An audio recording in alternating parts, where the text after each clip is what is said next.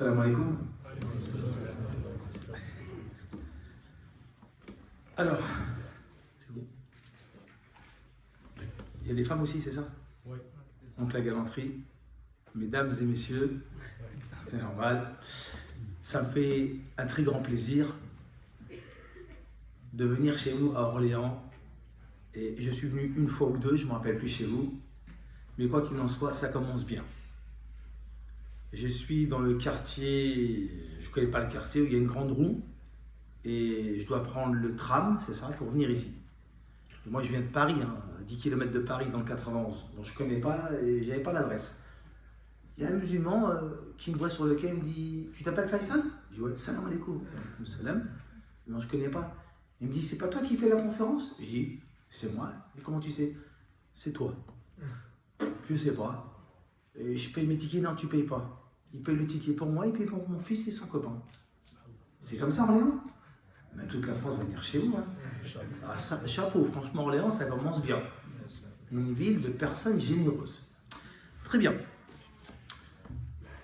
Mes frères, Allah tabaraka wa ta'ala nous dit dans le Coran, dans Surat Takwir, l'obscurcissement, quand le ciel sera obscurci et que les étoiles deviendront ternes et les montagnes mises en marche et les chamelles à terme négligées et les bêtes farouches rassemblées et les mers allumées et les âmes accouplées et qu'on demandera à la fillette enterrée vivante pour quel péché a-t-elle été tuée?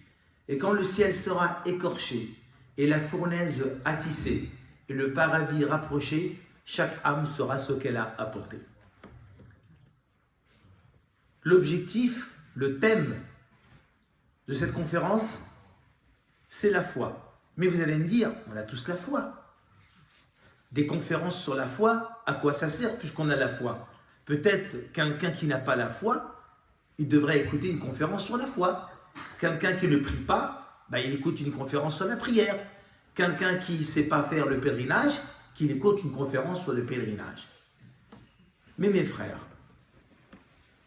quelqu'un qui veut connaître le football, c'est quoi un avant-droit, un ailier, c'est ça? Quelqu'un qui veut connaître le foot et le monde du foot, vous savez ce qu'il faut qu'il fasse? Il faut qu'il parle de foot.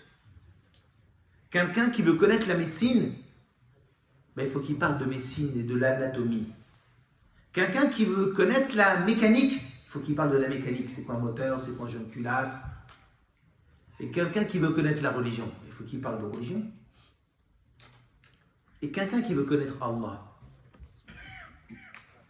il faut qu'il parle d'Allah. C'est ça. Et si ton frigo est vide, tu le remplis. Si ton réservoir d'essence est vide, tu le remplis. C'est ça? Si ton ventre est vide, tu le remplis. Et si ta foi est à plat? Question. Si ta foi, elle est à plat. Parce que la foi, ça monte et ça descend. C'est Allah qui le dit dans le Coran. Surat Al-Anfal, le butin. Allah est dit au verset 5, chapitre 8. Il dit « Innamal mu'minuna alladhina idha dhukira Allah. Quand tu vois les croyants qui parlent d'Allah, leur cœur se met à vibrer. Vous avez vu? Quand tu regardes un match de foot et tu vois qu'il y a un mec qui met un but, ton cœur il vibre? Non. Ton corps il vibre. Là, tu te lèves du canapé et tu cries. Allah il dit quand tu vois les croyants qui parlent d'Allah, leur cœur se met à vibrer. Alors, quand tu connais le foot, tu vas vibrer. Et quand tu connais Allah, tu dois vibrer. C'est normal, c'est logique. Allah s'adresse à des gens qui ont une raison, qui ont un cerveau et qui sont doués d'intelligence. Ensuite, Allah dit وَإِذَا تُلِيَتْ, et quand tu les vois réciter les paroles du Coran, leur foi se met à augmenter. Ça, c'est une bonne nouvelle pour nous. C'est une bonne nouvelle. En fin de compte, c'est simple. Tu bosses chez un patron, tu bosses 8 heures par jour, 5 jours par semaine, et te dit, moi je te donne 3 000 € par mois. Ça me convient. Ton patron, il vient te voir et dit, écoute, tu travailles bien, tu es un gars super, est-ce que tu veux faire un peu d'heures supplémentaires? Je te donne 8 000 € par mois. Ah ouais, c'est encore mieux. Donc tu fais un peu plus d'heures supplémentaires et tu as 8 000. C'est la même chose. Allah a dit, quand tu les vois réciter les paroles du livre d'Allah, leur foi se met à augmenter, honnêtement. Est-ce qu'on se satisfait de la foi qu'on a aujourd'hui? On voudra avoir de la foi un peu plus haute, honnêtement. Et on sait très bien qu'on serait mieux. On serait mieux psychologiquement, sentimentalement, dans tous les domaines de la vie, on serait mieux. Parce que quelqu'un dont sa foi elle est au plafond, je vous assure qu'il est heureux. C'est le bonheur, à son paroxysme. Mais quelqu'un dont sa foi est au plancher, vous allez voir, il a une blouse et le cafard. Il n'est pas bien. Donc en fin de compte, on voit que la foi elle est importante dans la vie. Parce que la foi, c'est le moteur. C'est le moteur du croyant. Quand notre foi est au plancher, on est au plus mal dans notre vie. On n'est pas bien dans tous les domaines. Mais quand la foi est au top, Masha'Allah, alhamdulillah, tout va bien, je pardonne. C'est normal. Donc en fin de compte, c'est quoi le curseur du musulman? C'est sa foi. Et on ne peut pas se contenter de notre foi. Comme toi, des fois, tu ne te contentes pas de ton salaire, tu voudrais bien une petite augmentation. Et dans toutes les choses de la vie.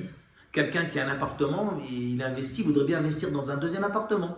Quelqu'un qui a un terrain, il voudrait investir dans un deuxième terrain. Tu sais, il pense à ses vieux jours. Normal. C'est la même chose. Quelqu'un qui veut refaire, qui a une voiture, il veut changer de voiture pour avoir une voiture plus confortable. Dans la vie, on le comprend qu'on veut être à l'aise dans les choses de la vie. Il n'y a pas de mal. Par contre, on ne peut pas être satisfait de la foi qu'on a. C'est pour ça qu'en vérité, on doit travailler notre foi. Bon, puisque la foi, c'est le moteur et c'est ce qui nous rend heureux. Puisque la foi, c'est comme le mercure qui se trouve dans un thermomètre. Vous savez, il y a le mercure, le liquide rouge. Tu mets un thermomètre dans un congélateur. Vous êtes tous d'accord avec moi que le mercure va descendre en dessous 0, voire moins 18. Le même thermomètre, tu le sors et tu mets dans le désert. Vous allez voir que le mercure va monter. La foi, c'est comme ça. Ça va monter, ça descend. Si tu te trouves dans une super ambiance, comme la mosquée, avec les anges, les musulmans, la bénédiction d'Allah, tu sors de la mosquée, t'es bien. Maintenant, tu sors d'un endroit où c'est une mauvaise ambiance. Tu vois, il y a de la vulgarité, il n'y a que de la méchanceté. T'es impacté si tu restes trop longtemps. D'où l'importance de toujours trouver l'ambiance de la foi. Et la meilleure ambiance, c'est pas votre c'est la mosquée. Très bien. Nous, notre objectif à tous, dans cette vie, c'est de s'approcher le plus proche d'Allah. Allah, il m'a donné une femme, il m'a donné des enfants, il me donne une voiture, il me donne un travail, il me donne de l'argent. À quoi ça sert? Premièrement, c'est pour m'éprouver, puisque la vie est une épreuve, de A à Z. Maintenant, pourquoi la m'éprouve? Pour que je m'approche de lui. Et c'est normal, comme ton patron t'éprouve. Les études, une licence, un master, un doctorat, à la fin, c'est l'épreuve. Pour voir si tu auras ta licence, tu auras ton master ou ton doctorat. C'est comme ça. Donc la vie, c'est des épreuves, que ce soit à l'école, dans la vie, au travail. Quoi qu'il en soit, c'est de réussir ces étapes. L'étape de la vie, c'est de réussir dans ce qu'Allah me donne. Pourquoi? Pour m'approcher de lui. Tout ce qu'Allah nous donne dans la vie, c'est pour s'approcher de lui. Mais si Allah nous donne les choses, on s'en sert pour l'oublier. On s'en sert parce qu'on est pris par ces choses-là. L'argent, les choses. On est tellement pris qu'en fin de compte, au lieu de s'approcher d'Allah, on s'en écarte. Est-ce que ces choses-là, elles deviennent bonnes dans notre vie? Non. Un exemple. Un de mes servants me disait, tu as une voiture, une petite Clio, et tous les jours, tu vas à la mosquée. Tu vas au travail, tu as une vie, tu es quelqu'un de réglé. Machallah. Toi, tu as envie de te faire plaisir. Tu veux t'acheter une cabriolet. Une super BM cabriolet. Donc tu te fais plaisir. Et quand tu achètes ta voiture cabriolet, qu'est-ce que tu fais? Tous les jours, tu sillonnes, tu vas dans les quartiers. Et la prière de l'Asr, c'est moins grave. Pourquoi? Parce que je suis tellement pris maintenant. Ouais. Donc en fait, ma cabriolet, elle ne m'a pas fait approcher d'Allah. Donc tout ce qu'Allah me donne, c'est pour m'approcher de lui. Donc c'est pour ça, quand Allah me donne des choses, je vois tout de suite que c'est une épreuve. Et des fois, des choses, Allah il les met devant moi, des fois je ne les prends pas. Parce qu'Allah il te tente, il te teste. Et la vie, c'est quoi? C'est une tentation. Allah le dit dans le Coran. Ce monde-là, c'est une tentation. Allah il appelle même dans le Coran, il appelle ça ghurur, une tromperie. Et si vous lisez le dictionnaire des synonymes, le mot tromperie veut dire duperie. Et veut dire aussi carotte. Vous lisez le dictionnaire, carotte. C'est pour ça que les jeunes ils disent quoi? Un coup de carotte. Et c'est ça, ce monde-là, c'est un coup de carotte, c'est une duperie. C'est une arnaque. C'est Allah qui le dit. Pourquoi? Il a dit, ne vous faites pas tromper. Sa vie, elle ne dure pas longtemps. Votre objectif, c'est de réussir dans la foi. Parce que si vous avez la foi, vous réussissez. Le prophète, alayhi salatu wassalam, nous dit un très beau hadith dans le recueil de l'imam Al-Bukhari, hadith 7405. Selon Abu Hurairah radiyallahu anhu, ça s'appelle un hadith divin Qudsi, où Allah tabaraka wa ta'ala dit « Ana inda dhan abdi bi, wa ana ma'ahu idha dhakarani » Allah dit dans le hadith divin, il dit « Je suis conforme à l'image que le serviteur pense de moi, du genre, si tu penses qu'Allah est capable, t'inquiète pas, Allah est capable. Mais si tu penses dans ton fort intérieur qu'Allah il va, ben, tu commences à voir, et tu penses qu'Allah il n'y arrivera pas. C'est dur, hein? C'est pour ça que Allah Ta'ala, il te dit, je suis conforme à l'image du serviteur de ce qu'il pense de moi. Et il continue, Allah dit, wa ana ma'ahu idha dhakarani. C'est une bonne nouvelle. Allah dit, je suis avec lui quand il m'évoque. En fait, quand on parle d'Allah, on évoque Allah à la maison, avec nos épouses, avec nos enfants, dans la mosquée. Quand on parle d'Allah, sois sûr et certain, mon frère et ma soeur, qu'Allah est avec toi. Et honnêtement, y a-t-il meilleur compagnon qu'Allah sur la terre? Y a-t-il meilleur compagnon? Allah, il t'accompagne. Carrément, il est avec toi. C'est le top. Tout le monde rêverait d'avoir chez lui, pendant une demi-heure, Benzema. Un exemple. Ou un footballeur bien connu. Tu vois? Il y en a qui en rêveraient. Une star. Allah, c'est pas un roi. Allah, c'est le roi des rois. Malik Yawmiddin. Roi du jour et de la résurrection. Y a-t-il un roi sur la terre qui s'appelle le roi du jour et de la résurrection? Y en a-t-il un? Il n'y en a pas. Il n'y en a pas. Il y a des rois de ce monde, comme il y a eu des rois avant, comme Pharaon, ainsi de suite. Mais Allah, il est le roi du jour et de la résurrection. Donc Allah, tabaraka wa ta'ala, mes chers frères, plus on parle d'Allah, plus on va se rendre compte qu'on va le connaître. Exemple. Quand tu parles de la grandeur d'Allah, quand tu parles des bienfaits d'Allah, quand tu parles de la puissance d'Allah, quand tu parles de la création d'Allah, vous savez ce qui va se passer? Il va se passer qu'Allah tabaraka wa ta'ala va quoi? Va te rendre quelqu'un de très intelligent. De très intelligent. Parce qu'Allah il dit encore, il dit « Inna fi khalqi samawati wal ard, wa ikhtilafi al-layli wal nahar, la ayatan li ulil albab » Vous avez vu, c'est bon, hein? Dans la création des cieux et de la terre, dans l'alternance du jour et de la nuit, il y a des signes pour les gens doués d'intelligence. Allah, il les appelle les gens intelligents. Qui?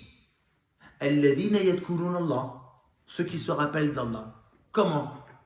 Debout, assis ou sur le côté. Tu es sur le côté, tu parles d'Allah avec un ami. Dans la mosquée, chez toi, peu importe, dans un café, dans la voiture. Aïe. Ou allongé carrément. Tu es allongé sur ton divan, sur ton canapé, comme ça. Imagine-toi, ta femme elle est sur le canapé, et tu es allongé comme ça, et tu parles de la grandeur d'Allah, ou des bienfaits de la création d'Allah. Tu veux parler du soleil, de la lune, comment elle l'a créé. Hein? Allongé, debout. Tu marches avec ton fiston, tu vas en direction de la mosquée, et tu parles comme ça, mashallah. Imagine-toi. Alladhina yadhkuruna Allah qiyaman wa qu'udan wa ala junubihim, wa tafakkaruna fi khalqi samawati wal ard. Et tafakkarun, ils pensent à la création des cieux et de la terre. Et qu'est-ce qu'ils disent à la fin? Une fois que tu as parlé de la grandeur d'Allah, de la création d'Allah, de la puissance d'Allah, et ce qu'il y a dans les cieux sur la terre, tu ne peux dire qu'à la fin, Rabbana faqina adhabannar. Parce que là, tu vois qu'Allah est grand, et tout de suite, tu commences à flipper. Là, tu as la peur. Et c'est normal. Plus on te parle de la puissance des choses, plus tu as peur des choses. C'est normal. Si on te parle de la bombe atomique, la bombe nucléaire, ça fait flipper. Parce qu'on te dit ce qu'elle est capable de faire comme dégâts. Donc tu flippes. Mais si on te dit la bombe nucléaire, on ne te dit pas ce qu'elle fait. Peut-être que ça fait un pétard mouillé. Bah, ça ne te fait rien. Tu me parlais de la bombe atomique, pour moi je ne sais pas c'est quoi. Donc pour moi c'est comme si c'était un pétard. Donc tu n'en as pas peur. Mais pourquoi on a peur de la bombe atomique? Parce qu'on sait des dégâts qu'elle fait. Si tu ne connais pas Allah, tu ne parles pas d'Allah, tu ne vas pas le connaître. Et si tu ne le connais pas, bah, tu ne peux pas le craindre. C'est tout simple. Et c'est pour ça que les prophètes, qu'est-ce qu'ils ont fait? Ils sont venus parler aux gens de la grandeur d'Allah, de la puissance d'Allah, des bienfaits d'Allah et de la capacité divine. Allah dit un verset, dans le Coran, il dit « Al-Quwwatu lillahi jami'a ». Il est court ce verset. Allah dit « Toutes les forces, c'est moi qui les possède ». Et pourtant, il y a des forces sur la terre. Il y a la force nucléaire, il y a la force physique, il y a des gens qui sont très forts, hein, ils font des sports de combat, de MMA, il y en a qui sont très forts. Il y a la force physique, il y a la force mentale, il y a beaucoup de forces. Mais Allah dit, c'est moi qui possède toutes les forces. Al-quwwatu lillahi jami'a. Ce verset, il est venu pourquoi? Pour nous réconforter que si demain tu as besoin d'aide, tu tapes à la porte d'Allah. Maintenant, dans ce monde, on a tendance à se faire tromper par le diable. Le diable, il est là pour tromper. Vous savez quoi? Une parenthèse. Un jour, il y a le diable qui a frappé à la porte de Pharaon. Pharaon, il a dit, qui c'est? Il a dit, c'est moi, c'est le diable. Ouvre-moi la porte. Pharaon a ouvert la porte. Il a dit, écoute Pharaon, la prochaine fois, ne dis pas qui c'est. Parce que les gens vont croire que tu connais rien.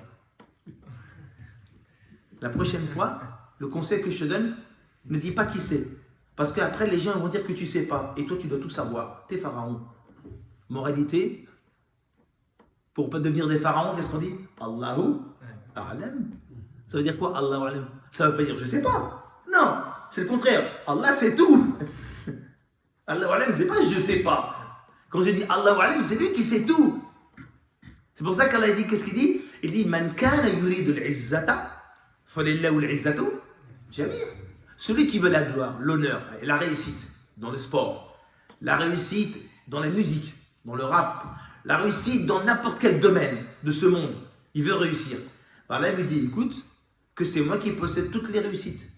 La gloire, l'honneur, elle est chez moi. Man kana yurid, al-irada, la volonté. Celui qui souhaite et qui désire connaître l'élévation, l'honneur et la gloire, c'est chez moi. Et honnêtement, on ne pourra pas dire le contraire. Qui a connu plus la gloire que les prophètes? Qui a connu plus la gloire que les prophètes? C'est Namrud ou c'est Pharaon? C'est Namrud ou c'est Ibrahim? C'est Pharaon ou c'est Moussa qui a connu la gloire? Honnêtement. Vous avez vu comment il a terminé, Pharaon? Vous avez vu comment il a terminé, Namrud? Donc Allah, il a mis la gloire entre les mains de qui? De lui. Et il l'a donné à qui? Au prophète. Il n'a pas donné la gloire aux Sahaba. Il n'a pas donné la gloire aux compagnons. Comment ils ont connu la gloire? La religion a avancé à plus de 80 km par jour. En moins de 90 ans, Andalousie, Indonésie. Ça s'appelle la gloire, ça. C'est la réussite, ça, c'est le top. Et Allah, qu'est-ce que... Le top, c'est quoi? C'est comme signature, qu'est-ce qu'il a dit? On leur dit Allahu Akbar. Je suis content de vous. Mais sur la terre, avant que vous quittez ce monde-là, je suis content de vous. C'est magnifique. C'est quelqu'un sur la terre, il vient de faire des éloges. C'est une grande star de ce monde. Où il dit, viens, je fais un selfie avec toi. Qui tu es pour qu'il fasse un selfie avec toi? Alors Allah, tabaraka wa ta'ala, il est satisfait. Et c'est ça, mes chers frères. C'est pour ça, notre objectif, c'est quoi? C'est de travailler sur l'essentiel. Le curseur, il est où? Il est là. La foi. Notre cœur. Notre cœur, il doit tomber amoureux d'Allah. Il y a 4 types de cœurs, mes frères. Il y a les cœurs morts, il y a les cœurs malades, il y a les cœurs insouciants et il y a les cœurs vigilants. Les cœurs morts sont ceux des gens qui ne veulent plus se rappeler d'Allah. Que Dieu nous en protège. Les cœurs malades, ce sont les cœurs des musulmans qui s'adonnent au péché et au vice. Les cœurs insouciants sont ceux qui ont le savoir et la connaissance, mais qui ne veulent pas pratiquer ce qu'ils savent et qu'ils connaissent. Et les cœurs vigilants, ce sont toujours les cœurs des musulmans qui, au bout de leur langue, ils se rappellent d'Allah. Alhamdulillah, masha'Allah, la hawla wa la quwwata illa billah. Toujours il est en connexion avec Allah, dans sa vie professionnelle, sa vie spirituelle, sa vie familiale, sa vie sociale. Il est toujours attaché à Allah. Parce que Allah t'a mis les choses autour de toi, c'est pas pour se déconnecter d'Allah, au contraire, c'est pour rester toujours en connexion avec Allah. Parce que c'est compatible, c'est pas incompatible. Je vais donner une belle histoire qui est magnifique et qui va nous résumer ce que c'est que la foi. Et avec la foi, à quel degré, regardez bien, à quel degré tu peux t'en sortir. Parce qu'on est convaincu, mes frères, que si on veut s'en sortir dans cette vie, c'est pas avec la puissance financière, ni avec la puissance physique, mais c'est avec la puissance de la foi. Vous allez dire, Faisal, c'est abstrait. En 2022, tu vas nous raconter une histoire qu'avec la foi, on peut s'en sortir, alors que dans le pétrin, on a des problèmes, on a des épreuves, et tu vas leur raconter une histoire encore, comme d'autres qui racontent des histoires, qu'on peut s'en sortir. Écoutez mes frères, si on met cette histoire devant vous, devant nous, vous allez voir que ça peut marcher. Et pour le prouver, je l'ai expérimenté. Alors avant de donner l'histoire que j'ai expérimentée, je vous donne une histoire puissante qui s'est passée il y a très longtemps de cela. Le grand savant l'imam al-Bayhaqi de 384, dans un de ses recueils qui s'appelle Shu'aib al-Iman, les branches de la foi, tome 2, page 355, il dit qu'à Bagdad, il y avait un homme. Il s'appelle Ishaq ibn Abbad al-Basri. Radiyallahu anhu. Cet homme-là, il est chez lui. Il dort le soir et il voit en songe une voix qui lui dit « Réveille-toi et va assister telle personne ». Ishaq se réveille, perturbé. Il sort de chez lui, il ne trouve personne qui se trouve dans le besoin. Il se recouche. La voix lui dit « Comment oses-tu dormir alors que quelqu'un est dans le besoin ?» Il a eu peur. Il s'est réveillé, il s'est habillé, il a pris 300 dirhams avec lui. Écoutez bien, il a pris sa monture et il a laissé sa monture le guider. Parce que Bagdad est grand, c'est une ville ronde. Mais à l'époque, il n'y avait pas de boîte de nuit, il n'y avait pas de resto. Il y avait quoi? Il y avait les marchés de Bagdad et les mosquées. Donc les montures, elles sont rodées pour aller où au quotidien? Soit au marché, soit à la mosquée. Mais le cheval, il n'est pas bête, il sait qu'il n'y a pas de marché le soir. Subhanallah, c'est puissant. Hein. Donc le cheval, il l'emmène direct en direction de la mosquée. Parce que la mosquée, c'est du matin au soir. Et lui, il se laisse guider par sa monture qui l'amène devant la porte de la mosquée de Bagdad. Et comme il n'y a pas de porte, elles sont ouvertes, Ishaq ibn Abbad al-Basri, il voit un homme qui est en train de prier. Ishaq, il descend de sa monture et l'homme a vu qu'il était vu. Alors qu'il arrête sa prière et il s'en va. Ishaq là t'appelle, viens, qui tu es? D'où tu viens? Et que fais-tu si tard la nuit? L'homme lui dit, je suis un agriculteur. Et je suis venu à la mosquée pour demander l'aide à Allah. Car j'ai perdu 200 dirhams et je suis endetté de 100 dirhams. Ishaq ibn Abbad al-Basri, il sort de sa poche 300 dirhams. Tiens, c'est pour toi. L'homme le remercie. Ishaq lui dit, tu sais qui je suis? Non, je suis Ishaq ibn Abbad al-Basri de Bagdad. Tout le monde me connaît. Demain, si tu as besoin de quoi que ce soit, n'hésite pas à venir me voir. L'homme lui dit, qu'Allah te fasse miséricorde. Si j'ai besoin de quoi que ce soit, je frapperai à la porte de celui qui t'a réveillé et qui t'a ramené vers moi. Allahu Akbar. Et mes frères, c'est quoi? C'est pas la foi, ça? C'est pas la foi? Avec ça, c'est bon, on est convaincu là, ça fait du bien là. Là, on dit c'est bon, ça marche.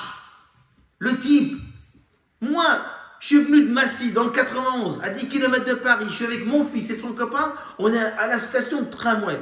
J'ai même pas l'adresse, j'ai rien. J'attendais l'adresse de Mohamed Fall. J'ai dit, qu'est-ce qu'on fait? On connaît pas la mosquée, j'ai pas le nom, j'ai pas l'adresse. Le gars me dit, t'appelles Faisal? Et je dis, oui. Allez, tiens, tu vas à telle mosquée, tu fais la conférence, tu te payes le billet. Ça vient d'où ça? Ça vient d'où ça? Ça, c'est Allah qui envoie ça.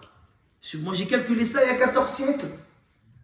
Donc, regardez, quand tu fais 2 rakats, la nuit, parce que je dis toujours que le jour, c'est les ordres d'Allah. La nuit, c'est l'amour d'Allah. Le jour, c'est les ordres d'Allah. Tu dois faire les ordres. Mais la nuit, si tu te lèves et que ce n'est pas obligatoire, ça, c'est de l'amour. Parce que tu aimes Allah et tu as envie de lui demander parce que tu es en galère. Et tous les musulmans du monde, on est en galère. On a tous des galères. Alors, quand tu es en galère, tu frappes à la porte d'Allah. Voici l'histoire. Il y a une vingtaine d'années, j'ouvre une société. Moi, je fais la reprise d'une société. Clé en main. Ça va dire les machines, l'usine, ainsi que... C'est gentil, voilà. Je reprends l'usine, clé en main, avec les ouvriers, ainsi de suite.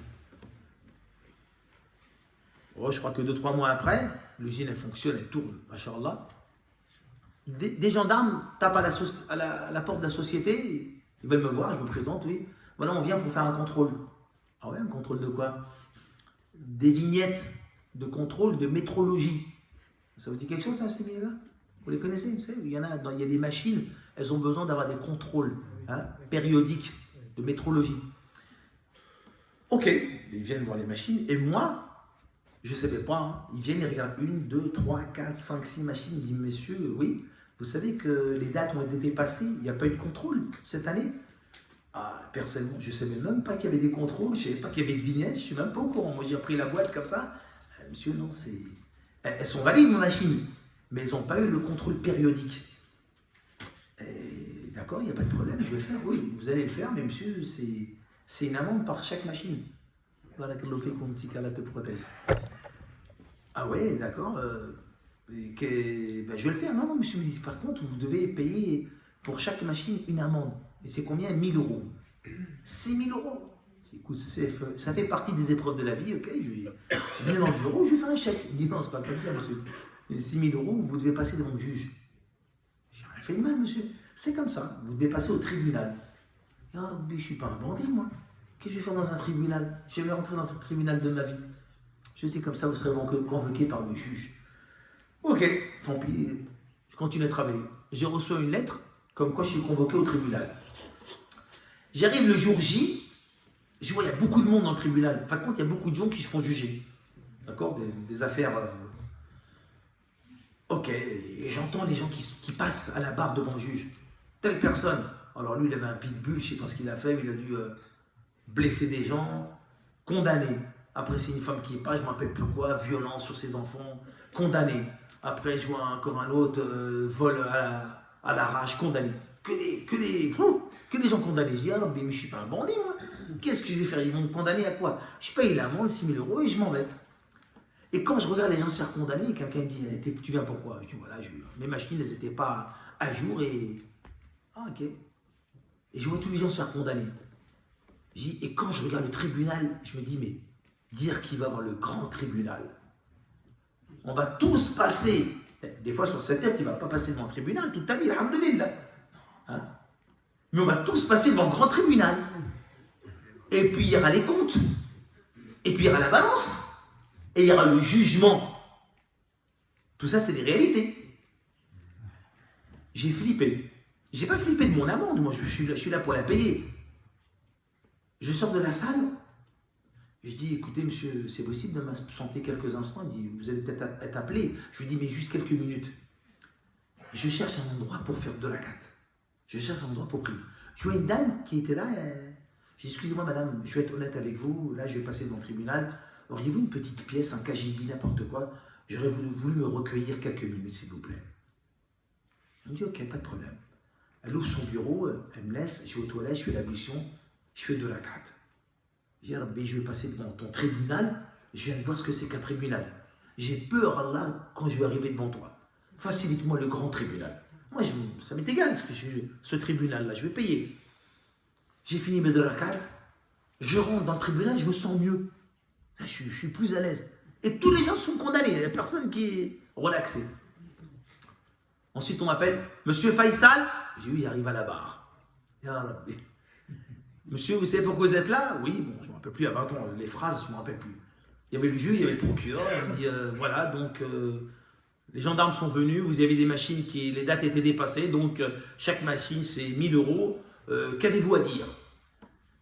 Je vais être honnête, j'étais néophyte, hein, donc voilà, je ne savais pas, j'ai repris la société, j'étais nouveau, j'ai repris tout ce qu'il y avait, mais je ne savais pas, honnêtement, je ne savais pas du tout. Ce procureur, il est pour l'État, hein, il faut banquer. Hein.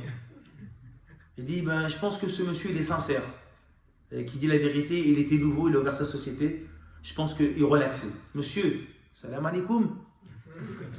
Je sors de la salle, je vois les musulmans qui me regardaient comme ça, j'en fais ça. Et j'en dis, c'est pas victoire ça, ça ne veut pas dire victoire, ça veut dire de la 4. De la 4, j'ai gagné 6 000 balles. 6 000 euros, j'ai gagné. Allahu Akbar. Tu veux gagner de l'argent, mon frère? De la 4. J'ai rien fait de mal. J'ai fait de la 4 dans un petit coin. Mais j'ai osé sortir du tribunal. J'ai osé demander à une dame qu'elle me laisse un endroit pour me recueillir, tu vois. J'ai osé. Eh bien, si tu n'oses pas, et pourtant, j'ai pas fait d'ostentation, j'ai pas prié dans le tribunal, tu vois. Mais j'ai tenté ma chance parce que je me suis dit, c'est une épreuve. Et si dans l'épreuve, mon frère, tu ne fais pas des efforts et tu baisses les bras, comment ça va être dans la tombe? Comment ça va être dans la tombe? Je vais vous le dire. Dans un recueil, du grand savant Al-Baqillani. Et dans le recueil de l'imam As-Suyuti, Fatawat, dans les Fatawat, et dans le recueil de l'imam Al-Baqillani, il nous explique qu'un jour le prophète Mohammed sallallahu alayhi wa sallam, rapporté par Omar ibn Khattab, dit que le prophète Mohammed sallallahu alayhi wa sallam a rencontré mon père, Omar. Il lui dit: Omar, oui, messager d'Allah, sais-tu ce qui se passe dans la tombe? Non. Connais-tu les interrogateurs de la tombe? Non. Il lui dit: tu seras dans un trou, combien? De 4 coudées sur 2 coudées. Et sur 4 coudées de profondeur. 90, 2 sur 2. Et quand tu seras enterré, il y aura 2 interrogateurs. Un qui s'appelle Munkir, l'autre qui s'appelle Nakir. Écoutez bien, la voix comme le tonnerre, les pieds enfoncés dans la terre, la voix comme l'éclair. Imaginez-vous. La voix comme le tonnerre, les yeux comme l'éclair, les pieds enfoncés dans la terre. Ça fait flipper déjà. Omar, il a dû flipper. En plus, ça vient de la bouche du prophète, c'est pas comme un conférencier. Un conférencier, ça rentre, ça sort. Je le sais. Très bien. Et quand tu lui racontes ce que c'est que la tombe, les interrogateurs, le prophète continue. Il dit: tu vas être interrogé sur 3 questions. Waouh. Il dit: Man Rabbuka, quel est ton Seigneur, ton Créateur? Nous on connaît tous Allah. On va voir si on connaît Allah. Man dinuka, quelle est ta religion? Ma religion, je la connais. C'est ce qu'on dit. Et quel est l'homme qui t'a été envoyé? Je sais qui c'est, Mohammed sallallahu alayhi wa sallam. Le prophète lui dit: si tu échoues à la première question, la première, ils vont prendre une masse que tous les gens de Mina, dans une autre version, tous les gens de cette terre, vont te frapper, te foudroyer, te rendre en poussière pour te mettre en dessous des 7 terres. Ça fait peur.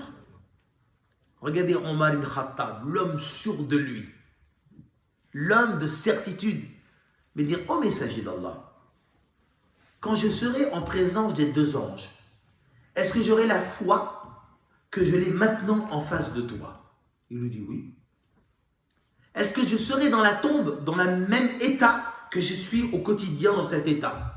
Il lui dit: oui. Ô messager d'Allah, alors je me sortirai d'affaire. Honnêtement, ramenez-moi le plus grand savant de la terre. Est-ce qu'il est capable de dire aujourd'hui, en 2022, je me sortirai d'affaire? Honnêtement. Honnêtement. Pour parler comme ça en tant que vivant, il est trop sûr dans sa tombe. Nous, on flippe en tant que vivant. Dans la tombe, c'est quoi? C'est fini, c'est foutu, on est mort. Si l'ange de la mort, il arrive aujourd'hui, un ange, il dit: écoute-moi, à l'Isha, tu pars.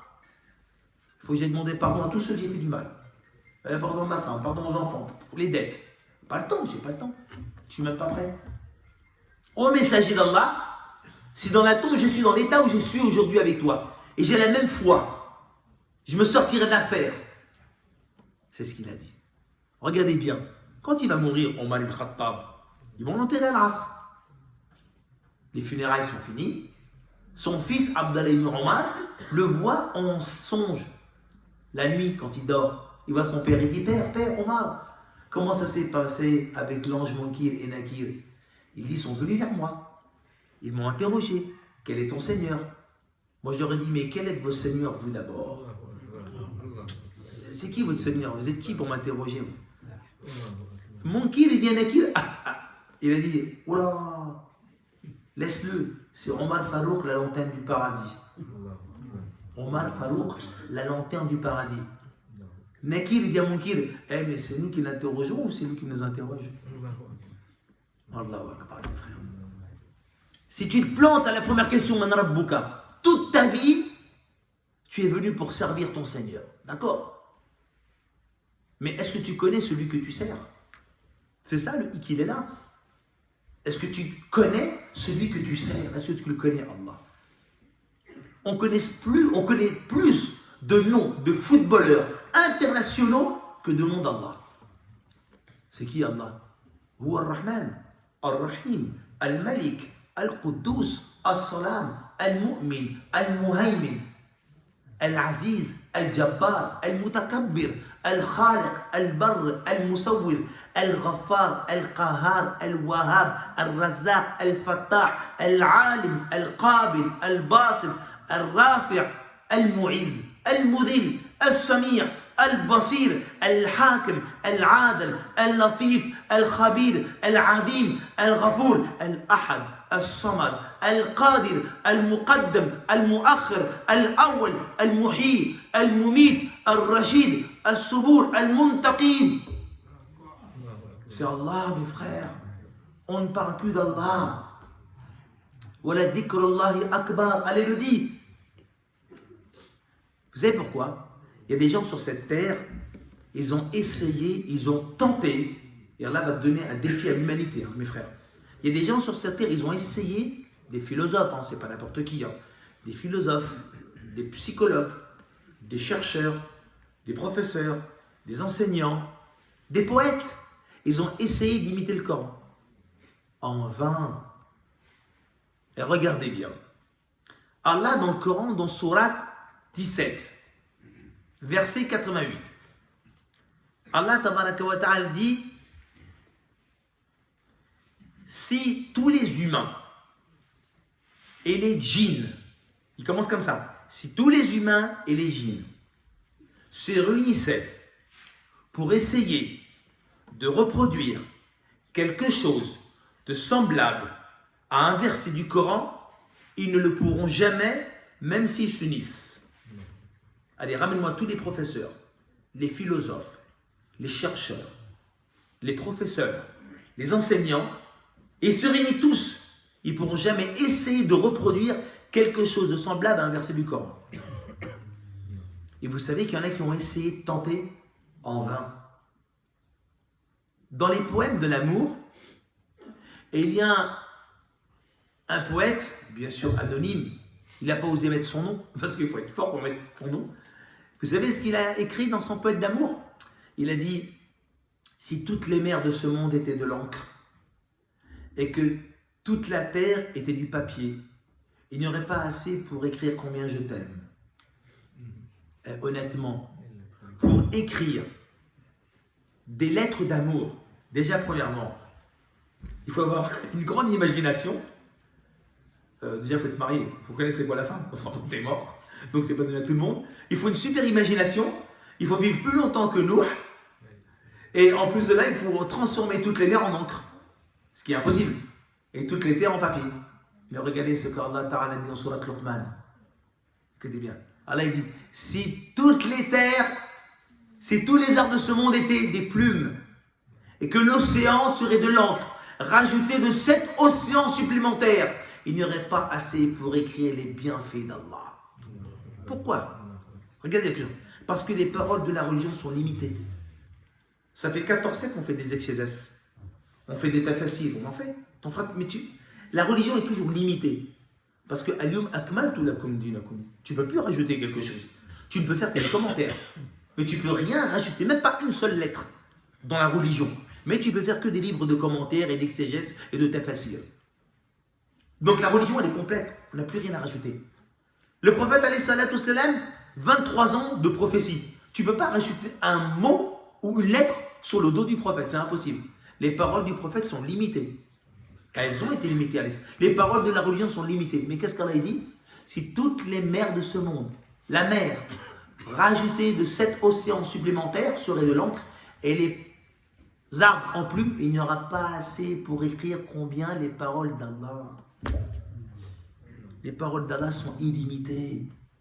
Tu peux parler d'Allah juste de l'atome. Tu parles de la puissance d'Allah dans l'atome. La puissance d'Allah est seulement dans un poisson. Je donne un exemple. C'est un conseil d'un cheikh. Je suis parti dans un pays musulman. C'était en Palestine. Je suis parti plusieurs fois, 5 fois là-bas. Et je vais dans le désert. Où il y a les shougouk, ça s'appelle les tentes. Je vais voir un bédouin et cultiver des oignons. C'est selon la recommandation d'un cheikh. J'arrive là-bas, je lui dis: cheikh, et il cultive des oignons. Et il me parle avec moi, je parle avec lui. Il me dit: cet hiver, il va faire froid. Je lui dis: ouais. Je lui dis la science de l'avenir, lui. Je respecte. Je dis, mais comment tu sais, cher, qu'il va faire froid? Il me dit, écoute, il faut regarder la puissance d'Allah dans sa création. Les oignons, ils ont 2 manteaux. Et là, cet hiver, regarde, ils ont 3 manteaux. Ça veut dire qu'ils se protègent pour l'hiver. Qui a dit aux oignons, attention, cette année, il va faire froid, mettez un 3e manteau? Qui? Allah! Qui a dit aux oignons? La puissance d'Allah. Lisez, regardez, recherchez l'histoire de l'oignon. Et il y en a comme ça. Il y a des perroquets, ça s'appelle les perroquets d'Amérique du Sud. Ces perroquets-là, c'est dingue, hein. Ils vont dans des endroits où il y a des buissons et ils mangent des graines empoisonnées, des boules empoisonnées. Ils vont mourir. Et des chercheurs les ont filmés pendant des mois et des mois. Et regardez comment ça se fait qu'ils mangent des graines empoisonnées et ils ne meurent pas. Et à force de les filmer du matin au soir, eh ben le soir, vous savez ce qu'ils faisaient? Ils allaient sur les falaises et ils mangeaient de l'argile. Seulement, c'est les années 80 qu'on a vu que l'argile, c'était quoi un remède? Mais qui a dit au perroquet, le soir, attention, on ne voulait pas crever, manger l'argile? Qui a dit au perroquet? Voilà. Donc là, on peut parler d'Allah du matin au soir. Et vous êtes tous d'accord avec moi? On doit être d'accord avec Allah. Allah, qu'est-ce qu'il dit?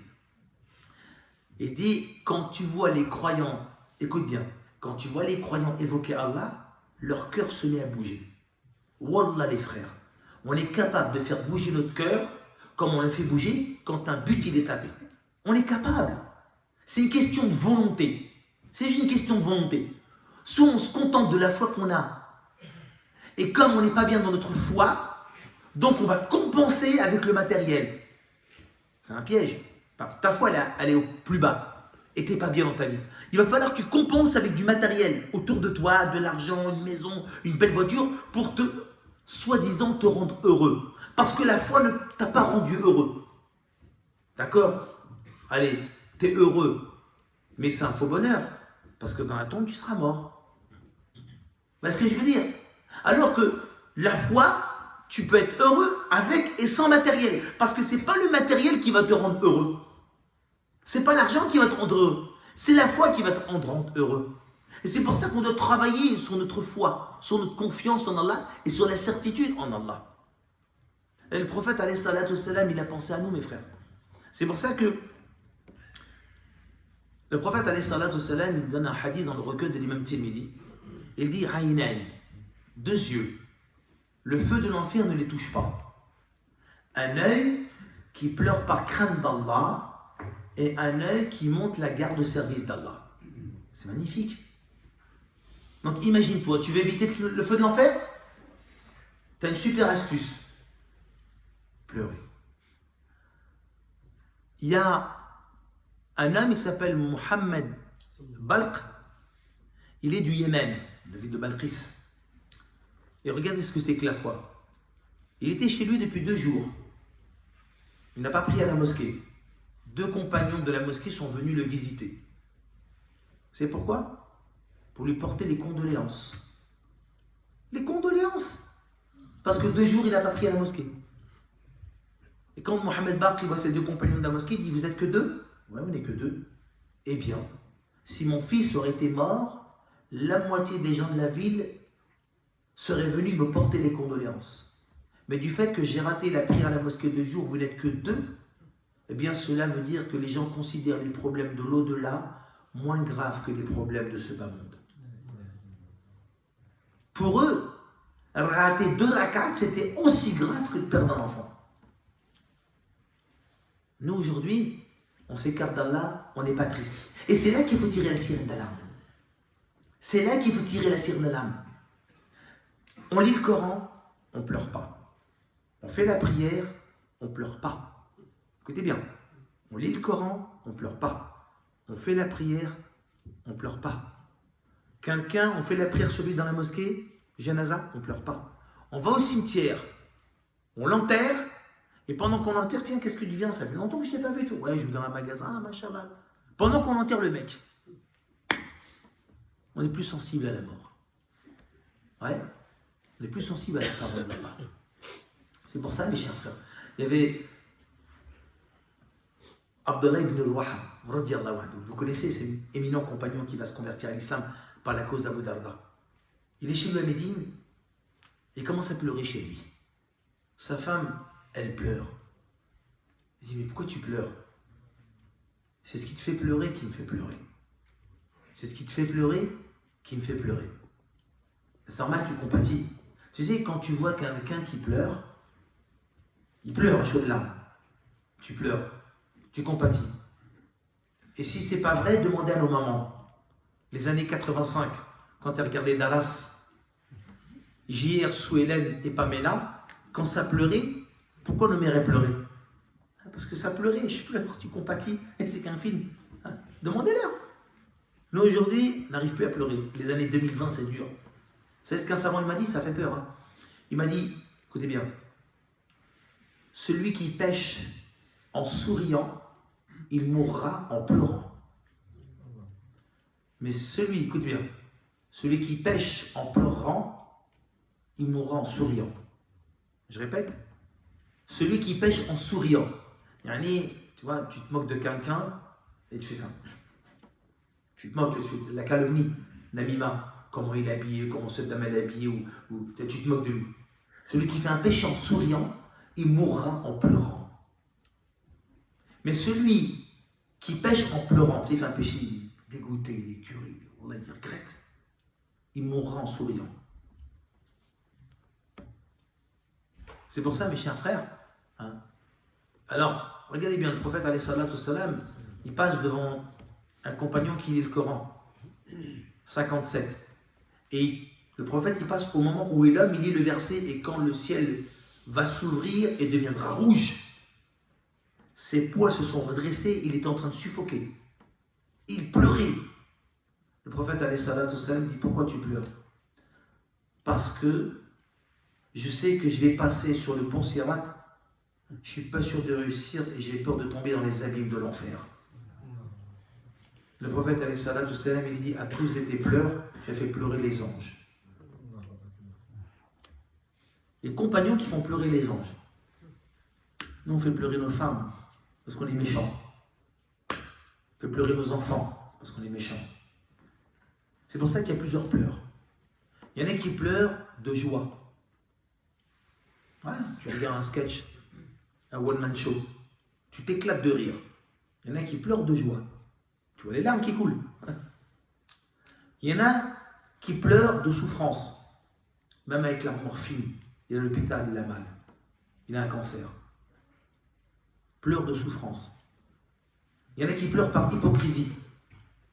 Ça existe depuis le prophète, alayhi salatu wassalam. Vous savez, les pleureuses qu'on payait au cimetière.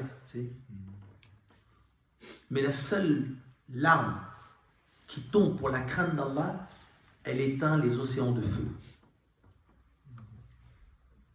C'est pleurer pour Allah, c'est ça qui nous manque. Pleurer de joie, on sait le faire. Pleurer de peur, on sait le faire. Pleurer de souffrance, on sait le faire. Pleurer d'hypocrisie, que Dieu nous protège. Mais pleurer par crainte d'Allah, en fin de compte, tu pleures. Tu pleures parce que tu le crains. Mais tu le crains, c'est parce que tu le connais. Nous, on connaît Allah, le minimum. Le minimum. Mais on ne connaît pas assez pour le craindre.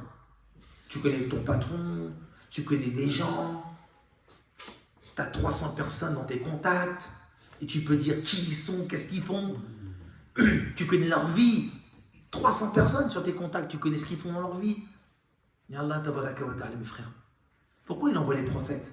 Pour nous faire connaître Allah. Et comment ils nous ont fait connaître Allah, les prophètes? Ben dans le sacrifice. Ibrahim, il a fait connaître Allah, regarde, dans son sacrifice. Moussa, il a fait connaître Allah à son peuple dans le sacrifice.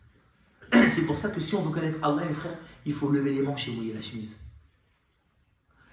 J'ai pas l'heure, mais il me reste combien de temps? 40 minutes. Je vais vous raconter une anecdote. Je ne vous l'ai jamais racontée, mais comme je vois qu'il y a pas mal de jeunes, et j'ai envie de passer ce message aux jeunes.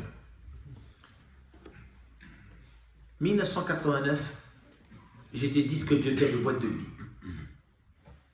Je ne connaissais pas la religion. Le mot salam alaikum en 89, ça n'existait pas. C'était la baisse. La baisse, c'était déjà pas mal. C'était des musulmans. Le salam alaikum, c'est pour les chouyours, c'est pour les hajj. Donc, nous, on ne connaissait que la baisse. 1989, j'étais disque jockey de boîte de nuit, dans des grandes boîtes de Paris. Des très grandes boîtes de Paris. Et j'avais plus de 3500 disques chez moi. J'étais le premier collectionneur d'Europe de Barry White. Et j'allais partout en Europe pour aller chercher des disques que je payais une fortune. Un jour, je rentre d'Italie de Rimini, en train. Trop content. Parce que je cherchais un disque que j'étais le seul à avoir. Le seul à avoir en Ile-de-France. Ce sont tous les disques que je trouvais sur Paris. Personne n'avait ce disque-là. J'étais content de l'avoir et j'étais tellement content, j'ai dit mais comment je vais faire pour le protéger? Parce que les mecs sont capables de me dépouiller mon disque. Parce qu'ils voulaient de l'or et il était introuvable. Même en Angleterre, je n'ai pas trouvé, je l'ai trouvé partout. Je le ramène, quand je rentre, je sors du métro, je le cache derrière mon blouson. Disque 33 tours, et je marche comme ça en direction de chez moi en tremblant. Espérant que les mecs de la cité, parce qu'ils savent que je suis parti en Italie, chercher un disque. Je rentre, qu'est-ce que je vois? Dans la rue, un groupe de barbus qui m'interpellent. Je ne sais pas c'est qui. Bon. Après, on m'a dit que c'était les gens du Tablir, machin. Qu'Allah les garde et les protège, ces gens-là. Subhanallah. Sans eux, je ne sais pas où je serais. Salam alaikum. Ouais. Pas d'alaikum salam. Vous voyez, c'est pourquoi? Oh, t'es musulman, toi, mashallah, Allah t'a donné la religion. Mais qu'est-ce qu'il raconte, lui? Je ne connais pas l'islam, il n'y a rien du tout. Même à notre époque, celui qui faisait le ramadan. Nous, c'était le ramadan américain. Nous, on faisait le ramadan, on allait à la piscine avec les copines, c'est le ramadan. On jeûnait, mais tout mkhallat. Et des musulmans, machallah, Allah, on t'a croisé, tout. Ok, j'écoute. Il me dit, il faut venir avec nous à la mosquée. Il y a un bon discours important. Il dit, moi, j'ai jamais été à la mosquée de ma vie, chère. Moi, je ne connais pas la mosquée. Je suis jamais rentré dans une mosquée de ma vie. Écoute, tu verras, c'est bien, il y a un bon discours. Il était gentil, cher. Je ne sais pas comment ils ont fait pour m'endormir, quelle piqûre ils ont mis, je ne sais pas ce qu'il y avait dedans, mais il a gagné. Il a gagné. Tu vois, toi, tu ne veux pas d'islam, tu es trop content, tu viens d'Italie avec ton disque, il a gagné. Tant mieux. Hein. Il m'emmène dans un feuille sur la Cotra. Feuille sur la Cotra. Descend au sous-sol, dans la cage. Le tapis dur comme du bois. Tu sais, tapis premier prix, là, pour mettre dans les conférences pour marcher. Je m'assois, oh, ça fait mal. Je m'assois, ok, j'écoute, il parle du paradis, il parle de l'enfer, J'avais jamais entendu de ma vie, il n'y avait rien à cette époque. C'est beau, franchement c'est beau. À la fin, ils mettent une petite nappe, ils mettent un peu de boisson là, un peu de cacahuètes, tout ça. Ok, et il parle avec moi. Il me dit, jeune, qu'est-ce que tu fais dans la vie?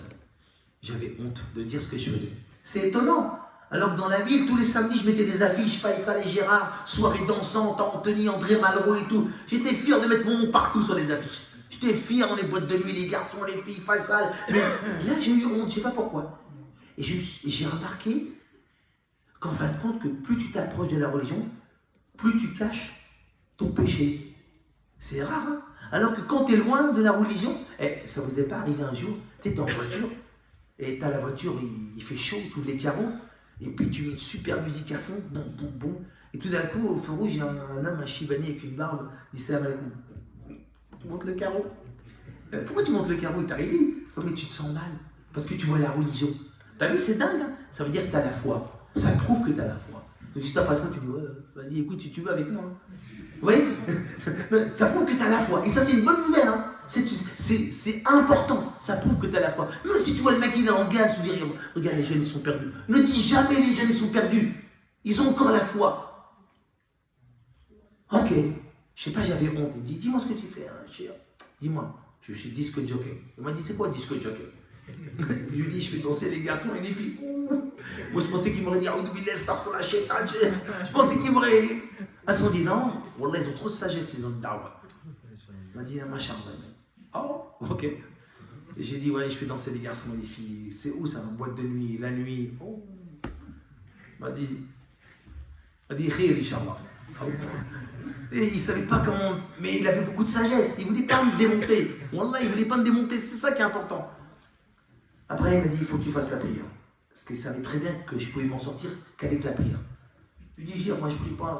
Prière, je vois mon père prier 5 fois par jour, c'est pas possible ça pour moi. Ça. Il m'a dit, il faut que tu pries, au moins fais une prière, une seule par jour. Une seule, pas plus, non, une seule. Je lui ai dit, d'accord, mais donne-moi la plus facile. Il m'a dit, tu fais l'Isha le soir.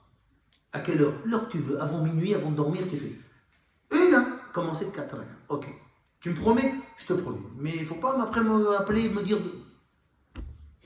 Tous les soirs, je mets la musique dans l'appartement, il est 3510, ma femme, ma mère, salon, elle dit arrête, j'ai pas le choix maman, il faut que je me prépare pour samedi soir. Je prépare mes disques. Et l'Isha le soir, je fais l'ablution, je fais la prière.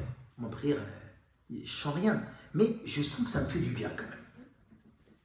Je suis loin d'Allah, je ne connais pas la religion, je n'ai pas un seul livre, je connais que Sourate Fatiha que j'avais appris rapidement, mais je me sentais bien, ça me faisait du bien.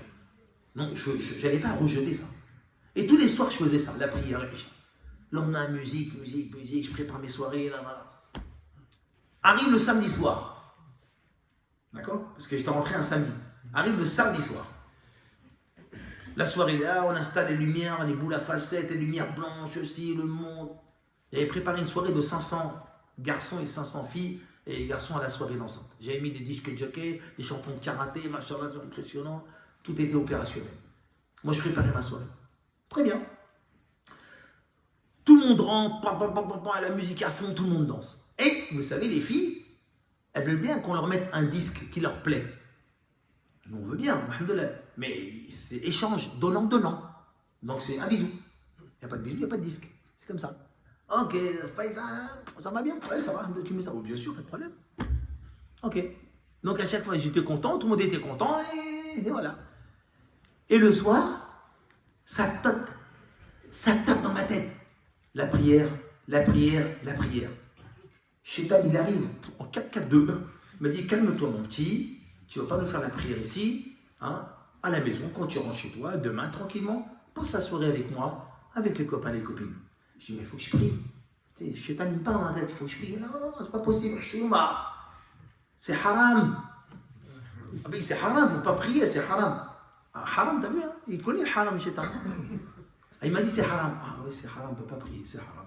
Alors que la prière, c'est haram ou c'est halal? Mais lui m'a dit c'est haram, on ne peut pas, c'est soirée dansante. Qu'est-ce que je fais? Il m'a sorti une photo de dingue. J'ai dit, moi, il faut que je prie. Je dois prier. Qu'est-ce que j'ai fait? J'ai trouvé l'astuce. J'ai mis un disque de Barry White de 7 minutes 14, un slow. Comme ça, j'ai les garçons et les filles vont danser ensemble. Et pendant ce temps-là, je peux faire ma prière tranquillement dans un petit coin. Tout le monde dansait, lumière noire, exprès, tu vois.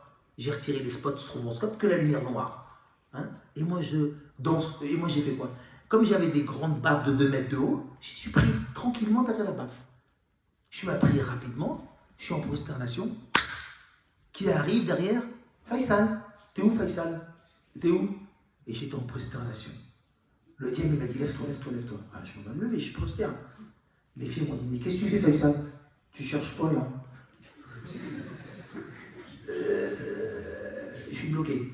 Le diable dit, lève-toi. Mais je peux pas, je prie. Et l'autre a dit à sa meuf, il est religieux. Mais il se fout de notre tête, lui, là, ou quoi?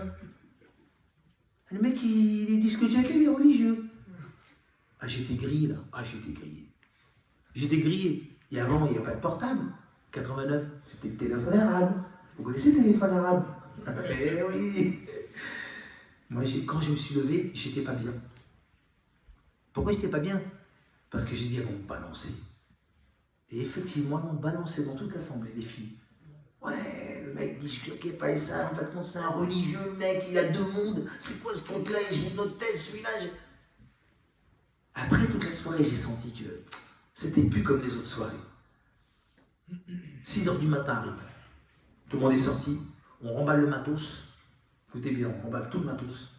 J'appelle Gérard, je dis écoutez les gars, j'appelle les videurs, j'ai une chose à vous annoncer, j'arrête tout. Tu délires Faisal, tu dis n'importe quoi. T'as vu ce que ça ramène? J'arrête tout les gars. Tiens, les 3500 disques, pourtant j'ai acheté pour des milliers d'argent, c'est pour toi, je te les donne. La sono, je te donne tout.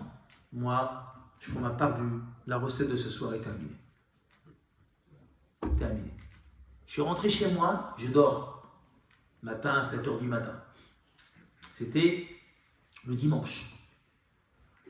Le lundi matin, je vais à Belleville. Je vais dans une agence. J'ai dit, je vais aller au pèlerinage. Aujourd'hui. Il m'a dit, monsieur, c'est pas comme ça que ça fonctionne. Je vais aller au pèlerinage aujourd'hui, monsieur. Il dit, non, C'est l'ambassade. Il est où l'ambassade? Mais vous rêvez, monsieur. Je vais à l'ambassade. Je tape, je voudrais voir l'ambassadeur. C'est pas comme ça, qu'est-ce qui vous arrive? Je raconte mon histoire à l'accueil. Waouh! Ils appellent un responsable. Il me dit, c'est quoi votre histoire? Je raconte mon histoire une deuxième fois. Il a pris mon passeport, il a fait ça. Je vais à l'agent, je prends le billet. Le lundi soir, j'étais dans la Kaaba en train de pleurer. Je remercie les frères du Tablir. Je ne serais pas là aujourd'hui. Je serais dans une radio, je ne sais pas où, sur une scène. Vous voyez ce que c'est que la foi? J'avais Wellou comme foi, rien du tout. Mais j'ai vu des gens qui m'ont parlé que de la foi. C'est la foi qui nous donne envie. La science, elle nous aide à bien pratiquer et à ne pas se planter. Mais la foi, elle te booste à faire des bonnes œuvres. Et en plus, suite à la science, tu vas assurer et assumer. C'est pour ça qu'il faut travailler sa foi. Attendez. Et là, c'est pour les jeunes. La finalité de l'histoire. Quand je rentre du pèlerinage, j'étais tout content. Et comme je n'avais pas de téléphone, j'envoie des courriers à tous mes amis, les copains et les copines. Comme quoi je suis au pèlerinage et, alhamdoulilah, maintenant ma vie a changé. Quand je reviens dans le quartier, tous les mecs qui disent arrête pas cela. Hey, arrête de nous endormir, c'est du cinéma, c'est ton oncle ou ton cousin qui envoie un courrier. C'est moi! Même les filles m'ont dit arrête de nous endormir. Écoutez, je lui dis c'est terminé. Enfin, je reçois des coups de fil chez moi de boîte de nuit. Ils m'ont dit écoute, on t'attend ce soir, tu dois animer, tu n'étais pas là pendant un mois, on a prévu. Je ne sais pas ce qui s'est passé, mais je suis tombé dans l'engrenage. Mais je faisais ma prière toujours. Je faisais ma prière et je suis parti animer une soirée. J'ai pris un copain à moi. J'ai dit, viens, on va y aller. J'ai dit, je vais la faire parce que j'ai promis, mais c'est fini. Et quand j'ai dit, je vais y aller, j'ai dit, mais j'ai peur de retomber dans l'engrenage. Mais il m'a dit, t'as la prière, tu vas t'en sortir, ta prière va te sauver. Et c'est vrai, hein. Quand tu as ta prière, même si tu fais des bêtises, tu vas arrêter les bêtises. Parce que c'est Allah qui le dit. Inna salat tanha. Allez, frère, mon cas. C'est pas autre chose, hein. C'est que la prière qui va t'empêcher. Ça, l'histoire arrive, je vais dans la boîte de nuit, j'anime le monde qu'il y avait. Mon pote, il était là. Et il y a des filles qui viennent là-haut, qui montent l'escalier. Deux filles qui viennent pour nous draguer. Moi, c'est fini, terminé. C'est terminé. Maintenant, c'est le mariage ou rien d'autre. Et elles ont dragué mon pote. Ok, il est tombé dans le piège. L'autre, elle a essayé de me draguer et j'ai dit non. Ok. Après, elles sont descendues, j'ai dit écoute, laisse tomber. Moi, je ne descends pas ces filles-là. Il me dit non, tu vas me casser mon plan et tout. Maintenant, écoute-moi, Faisal, tu vas me prêter ta Golf. J'ai une Golf GTI. Tu me la prêtes quand même pour que j'assure ce soir. Comme ça, au moins, voilà, l'hôtel obligé de. Parce que si j'arrive comme un clodo comme ça, avec un RER, t'as un clochard, toi. Ok, je vais passer ma Golf GTI, mais je dis écoute, je ne sens pas cela. Laisse tomber. Il m'a dit écoute, ne me casse pas mon plan. Je lui passe ma Golf GTI, il y va. Moi, je rentre à 6h du matin, j'ai pris le métro. Quand je rentre chez moi, je dors, je ronfle. À midi, quelqu'un tape à la porte. C'est mon pote. Tout fou, tout énervé, tout excité. Il dit tata, Khalti, Joe, Faisal. Il dit il dort, je vais le voir. Elle va dans sa chambre. Il me réveille, Faisal, debout. Je dis qu'est-ce qui t'arrive? Oh, debout. Qu'est-ce qui t'arrive? Il dit voilà, le ciel m'est tombé sur la tête. Je dis qu'est-ce qui t'arrive? Voilà, j'ai passé la nuit avec elle à l'hôtel. Et alors? Et le matin, elle n'était plus là. Et alors? Et sur la lettre, il y avait un papier marqué aujourd'hui, tu as le sida. Wallah, les frères, j'ai enterré mon pote. Je l'ai enterré. Je l'ai vu maigrir. Je l'ai enterré. Croyez pas, les jeunes. Passe une soirée comme ça avec une meuf, tu vas t'en sortir. C'est peut-être ta dernière soirée avec elle. Et c'est peut-être la catastrophe qui va t'arriver. C'est pour ça qu'il n'y a que la foi qui peut vous protéger. J'aurais pas été au pèlerinage, je serais encore tombé dans le piège. Et depuis cette soirée-là, le matin, quand il m'a fait montrer la lettre où il y a marqué Talsila, terminus. Il faut des électrochocs. Des fois, là, t'envoies des électrochocs dans ta vie. Des fois, tu perds de l'argent. Stop, arrête. Des fois, là, tu fais une épreuve avec ta femme, avec ton enfant, avec ton voisin. C'est des épreuves pour qu'elle te remette sur les rails. Le prends pas mal. Tout ce qui vient d'Allah, c'est des épreuves pour qu'il te ramène vers lui. Parce que les épreuves, ce n'est pas des punitions. Les punitions, c'est dans la tombe. Les épreuves, c'est pour t'amener vers lui. Et toi, tu crois que quand Allah il te fait ça ou ça ou ça, tu crois que c'est méchant de la part d'Allah. Non. Est-ce qu'Allah il est méchant? Il est Ar-Rahman Rahimin. Il est tout clément, il est tout miséricordieux. Mais nous, on est aveugles. On croit qu'Allah veut nous faire du mal.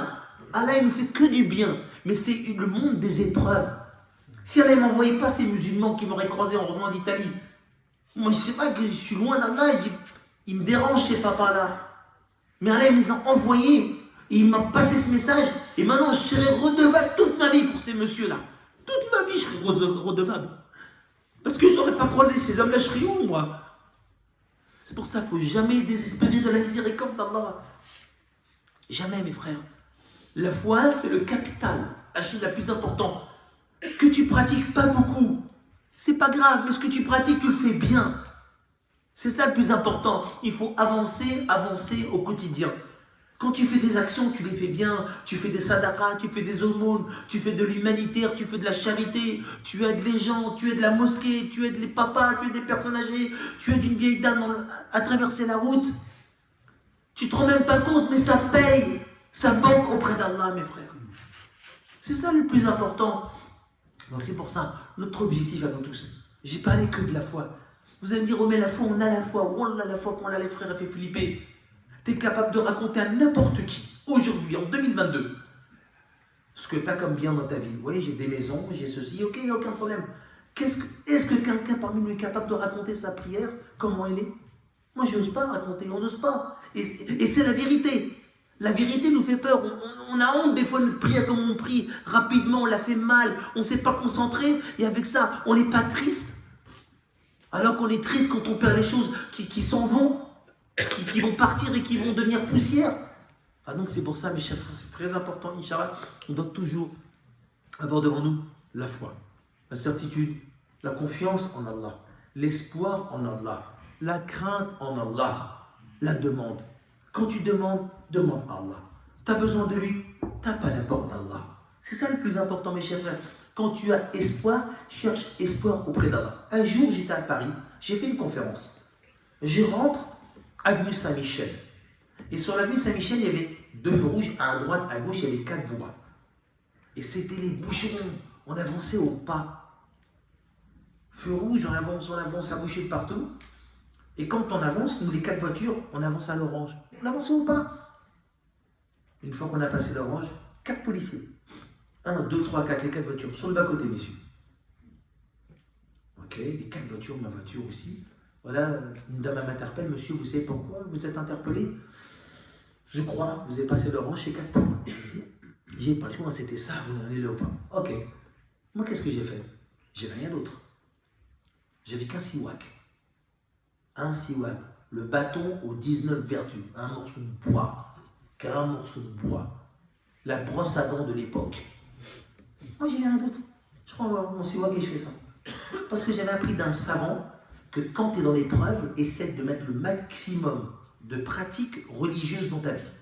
Quand tu es éprouvé, dans une épreuve de ta vie, mets le maximum de pratiques religieuses dans ta vie. Ce que tu peux. Moi, j'avais rien, moi. Je vais prendre un tasbih devant le volet. On me prend pour qui? J'ai pris mon siwak, j'ai frotté. Et je m'en remets en Allah.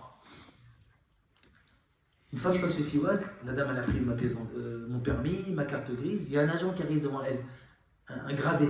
Il dit, donne ses papiers. Tenez, monsieur, partez. Je dis, pardon? Partez, monsieur. La dame dit, laisse, partez, monsieur. Mais je paye au moins les 90 € parce que c'est moins mal que les 4 points. Partez, monsieur. Rien pour vous. J'ai rien compris. Rien compris. Je ne comprends pas. Est-ce qu'il faut comprendre? Il ne cherche pas à comprendre. Ça s'appelle la puissance d'Allah. Comme tout à l'heure, le frère il a qu'à la récompense, il me paye mes 3 billets. Il vient d'où ce frère? Subhanallah. Vive Orléans. Qu'Allah vous protège tous à Orléans. Subhanallah, les Orléanais, les Orléanaises, machallah. C'est quoi votre spécialité ici? La générosité, tiens. Le plat, ça s'appelle la générosité. Ah donc c'est pour ça, mes chers frères, c'est toute la vie, c'est comme ça. Toujours avoir le maximum. Quant à la foi, tu sais très bien que quand demain t'es éprouvé, cherche à pratiquer le maximum de pratiques religieuses parce que tu t'approches d'Allah. Parce qu'Allah, dans cette épreuve, il faut que tu la surmontes. Mais surtout, ne baisse pas les bras. Demain, tu as une épreuve. Va à la mosquée. Remets-toi en Allah. Je donne un exemple. Pour les couples, pour ceux qui ont des problèmes de couple, ça peut arriver. Qui n'a pas eu une engueulade dans sa vie. Dans le recueil de l'imam Ahmed ibn Hanbal, le prophète, alayhi salatu wassalam, il est avec Abdurrahman ibn Auf. Il dit, Abdurrahman, cherche-moi Ali, mon gendre, celui qui est marié avec ma fille Fatima. Il va chercher et il dit, qu'est-ce qu'il fait? Je ne le trouve pas. Ok. Alors le prophète, il va chez Fatima, sa fille. Il dit, Fatima, salam alaikum papa, alaikum salam ma fille. Il est où Ali, ton mari? Il dit, oh père, je me suis disputé aujourd'hui avec mon mari. Et j'ai eu un petit différend. Et il est parti à la mosquée pour décompresser. Waouh! C'est beau, c'est pas beau? C'est pas comme en 2022.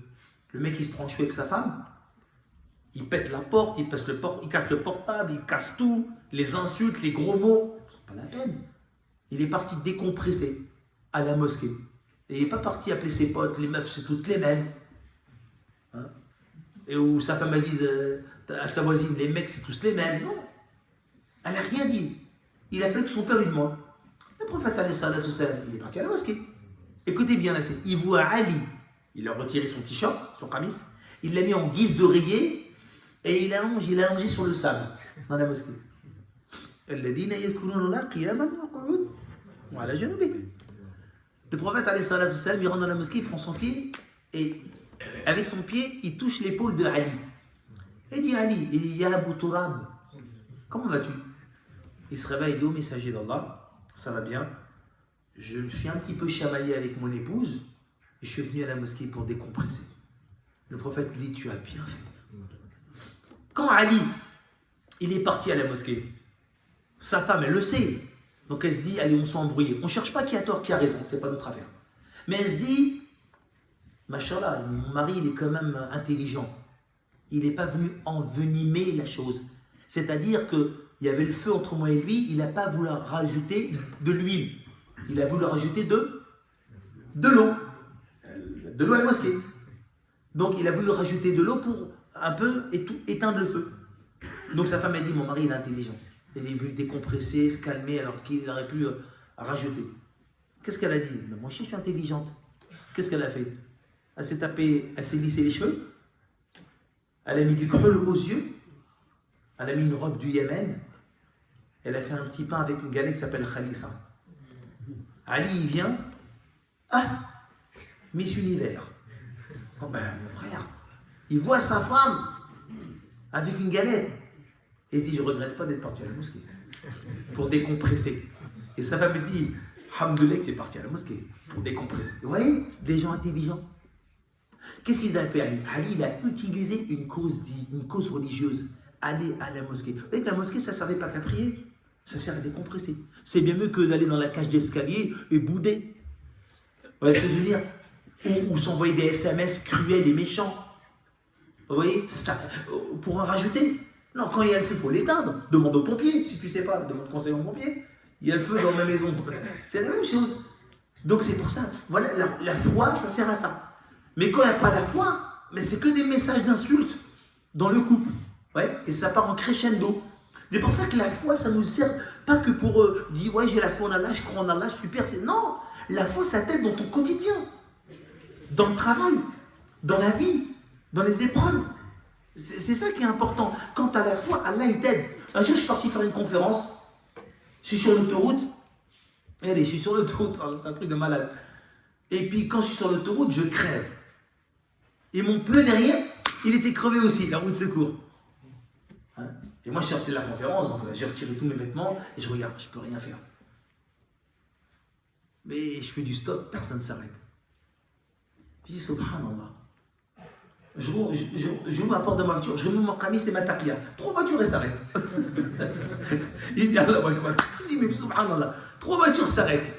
L'autre il dit non, c'est bon, l'autre il dit non, c'est bon, et lui c'est bon, je m'occupe de lui. Et il prend le tour, il fait 10 km, il va à une station, on répare le pneu. Et moi, j'avais oublié ma CB. T'inquiète, regarde, je te fais confiance. Non, je te laisse mon permis de conduire, je te laisse tout. Non, je te laisse rien du tout, c'est gratuit. Il me paye le pneu et tout. Salam alaikum. Un jour, je vais faire une conférence et je vais à la station d'essence. Pareil, j'oublie ma CD. Je connais pas la station d'essence. Je mets l'essence bien le plein. J'arrive. Oh, mince alors. Zut, pas de sous. J'arrive, excusez-moi, monsieur, je suis rouge. Excusez-moi, j'ai oublié mes pas. J'ai les clés de la voiture. Je laisse les clés de la voiture. Mon permis, je vais chez moi à pied. Il y avait 2-3 km. Monsieur, vous êtes musulman, vous, monsieur. Vous n'êtes pas voleur. Vous me ramenez de l'argent plus tard. Ah, ouais, t'as une bonne image des musulmans, toi. C'est magnifique. C'est ça. Notre vie doit être comme ça, mes frères. Notre vie, tous les jours, c'est que du bonheur. Parce que tu travailles sur ta foi. Mais quand tu n'as pas la foi, voilà, tu parles les poches pleines, tu es toujours triste. Tu fais toujours la gueule. Tu es toujours malheureux. Ça ne va pas avec ta femme, ça ne va pas avec les enfants. Ça rien. Et pourtant, tu as de l'argent, tu as un toit, mais tu n'es pas bien dans ta vie. Et ça se ressent sur ta prière, le pire. C'est que même dans ta prière, tu n'es pas bien. Alors que tu travailles ta foi constamment, tu fais l'effort sur ta foi constamment, les épreuves qui arrivent, tu vas voir, c'est pour monter, pour t'approcher d'Allah. C'est ça notre objectif. Tous les jours, mes chers frères, on essaie de faire ça. Et j'en donne, il y a trop d'histoires, mais je vous raconte encore une. Chaque année, pendant le mois du Ramadan, on distribue des gâteaux et des pâtisseries. À la préfecture, à la sous-préfecture, donc au préfet, au sous-préfet, au directeur de l'hôpital, au commissaire des pompiers, au directeur de l'hôpital, au président des associations, le maire adjoint, le centre sportif, la totale. C'est vraiment Mohamed. On offre depuis 18 ans des pâtisseries au top, des plats pour tout le monde. Et une fois qu'on a fait les distributions, arrive l'heure du Maghreb. Moi j'avais les gâteaux, mon copain il conduisait. Je dis roule doucement, on va pas rater le Maghreb, t'inquiète pas, c'est rien. Lui, il accélère un peu sur la route en pleine ville. La police nous arrête. Je t'avais dit, pourquoi tu roules vite comme ça? Ouais, mais le Maghreb, c'est pas grave, on le rate. Ils vont t'allumer, hein, tu vois. Ok, on s'arrête, monsieur, dame, oui. Vous savez pourquoi on vous arrête? Le mec, il dit, oui, je sais. Monsieur, vous avez roulé vite, hein. C'est 30 dans la ville. Vos papiers. Ils vont nous verbaliser. Ils sont en face de nous, comme ça, ils commencent à prendre les papiers. Et moi, je suis en train de faire des calmes. Je dis, on rate pas tel Maghreb. Je lui dis, écoute, de toute façon, tu perds 90 €, 4 points, c'est pas grave, je sais pas combien tu perds de points, mais on va prier, c'est le plus important, non? Tu sais, je veux lui remonter le moral quand même. Que la prière, c'est mieux que 4 points, non? Oui, quand même. Même s'il perd 4 points, il les perd. Mais je veux lui remonter le moral. Est-ce que je lui dis, regarde, maintenant t'es foutu? Non, il ne faut pas démoraliser. Mais allez, je dois faire la prière. Un jour, tu le rattraperas. Pendant que je lui parlais comme ça, la policière me regarde. Moi, je la regarde. Je dis, pourquoi elle me regarde? Bizarre. Elle parle à son collègue, elle me regarde. Oula, qu'est-ce que j'ai fait? Elle s'approche. Excusez-moi, monsieur, il me semble que je vous connais. Ah oui, bien sûr, vous me connaissez, madame, vous me connaissez. Mais bien sûr, je suis le président de la mosquée. Ah, je pensais bien que vous étiez président de la mosquée parce que votre visage me dit quelque chose. Mais qu'est-ce qui vous arrive? Écoutez, madame, on a distribué des gâteaux, on revient du commissariat. Ah bon, vous avez ramené des gâteaux comme chaque année? Les baklawas? Oui. C'est bon, on prend les papiers, allez, partez. Ah, c'est une scène qu'on n'a pas. On l'a préparée, cette scène. On n'a pas préparé cette scène. Ah, ça vient d'Allah. Mais toujours quoi? Tu es toujours attaché et connecté à Allah dans les choses. Dites-moi dans les épreuves de notre vie, comment on est? C'est ça le problème. La vie, le travail, le quotidien, le train-train, toujours reste connecté avec Allah. Te dis pas, je me connecte que 5 fois par jour. Non. Reste connecté du matin au soir et tu verras, tu vas sentir une vraie prière. C'est pas tu dis, moi je suis cuit et je rentre dans la prière pour essayer de revivre. Non. Au contraire, travaille au quotidien en restant avec Allah et tu vas sentir une prière. Quand tu vas lire le Coran, tu vas sentir de la délectation. C'est ça l'objectif. Donc c'est pour ça, c'est bon, il est l'heure là ou 2 minutes. Allez, une dernière histoire. Je ne vais pas raconter que des histoires de moi. Une histoire comme dans le recueil de l'imam Al-Bukhari. Dans le recueil de l'imam Al-Bukhari, une très belle histoire, Usayd ibn Hudayr. Peut-être vous le connaissez, radiyallahu anhu. Il était à Médine à l'époque du prophète sallallahu alayhi wa sallam, dans le chapitre du corps. Il est chez lui le soir et c'est un agriculteur de palmiers, des dattes. Et il a dans son enclos, il a un entrepôt où il stocke ses dates. Et il a décidé un soir de sortir chez lui. C'est tard la nuit parce qu'à l'époque il n'y avait pas de Prime, il n'y avait pas de Netflix, il n'y a pas de... C'est ça. Donc il n'y a pas de tout ça. Donc le soir, il sort de chez lui, hein, il s'assoit sur la marge de sa maison avec son fils Yahya. Il avait 10 ans son fils. Et il le met à côté de lui et écoutez bien, Usayd bin Hudayr, il récite le Coran. C'est beau, hein? Le soir, chez toi, tu récites le Coran, ton fils à côté de toi. C'est pas beau? C'est magnifique quand même. C'est bien d'écouter un CD. Mais c'est mieux, toi, à côté de ton fils, tu lis un peu le Coran de temps en temps, ça fait du bien pour toi, puis ça fait du bien pour lui, et puis tu es heureux parce que ton fils est à côté de toi. Tu sais, c'est fort.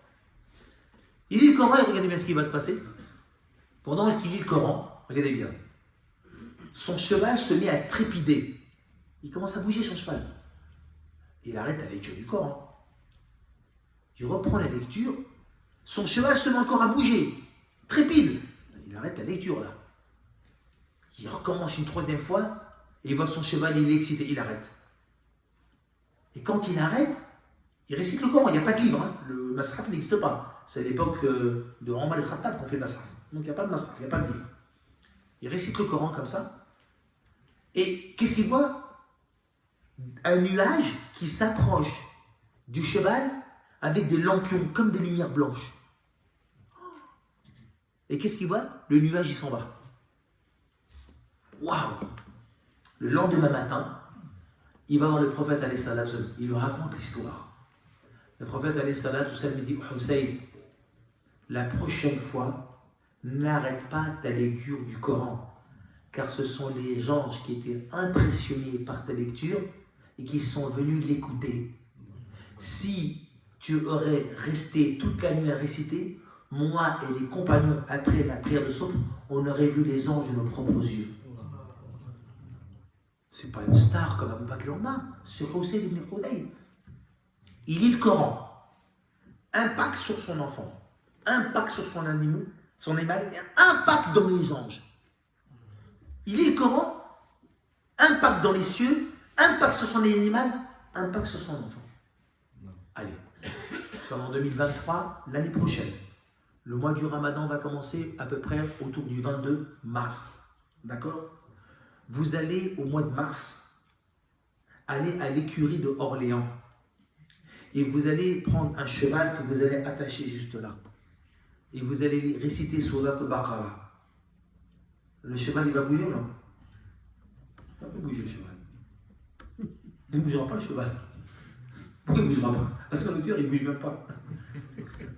Il ne bougera pas le cheval. Ramène le plus grand récitateur du monde, le cheval, il ne va pas bouger. C'est quoi qui a fait bouger le cheval, honnêtement? C'est la foi. La foi qu'il avait, la récitation qu'il a faite avec la foi. Alors imagine-toi si aujourd'hui, en 2022, tu veux que le bonheur rentre dans ta femme, dans tes enfants, en toi-même, dans tes biens, il n'y a que la foi. Inch'Allah, je vous remercie de m'avoir invité à Orléans. J'espère revenir un jour. Vous êtes des gens magnifiques. Vous ne m'avez pas crié dessus. Vous êtes au top. Vous êtes généreux. Car la vous récompense, je vous aime beaucoup. اللهم اهدنا فيمن هديت وعافنا فيمن عافيت وتولنا فيمن توليت وبارك لنا فيما أعطيت. Créateur du monde visible et invisible. يا الأول الأولين يا الآخر الآخرين يا ذو القوة المتين يا رب العالمين. نسألك إيمان كاملا. On te demande la foi complète. ولسان ذاكرة. Et une langue évocatrice. وقلب شاكرة. Un cœur qui te remercie. وعلم نافعة. Une science profitable. وحياة طيبة. Une vie d'excellence. والنيات الصادقة. Une bonne intention. وحياة طيبة. وجنة عالية. Et un paradis élevé. Ô toi qui connais le poids des montagnes. Et toi qui connais le nombre de gouttes d'eau dans la mer. Et toi qui connais le nombre de grains de sable dans les déserts.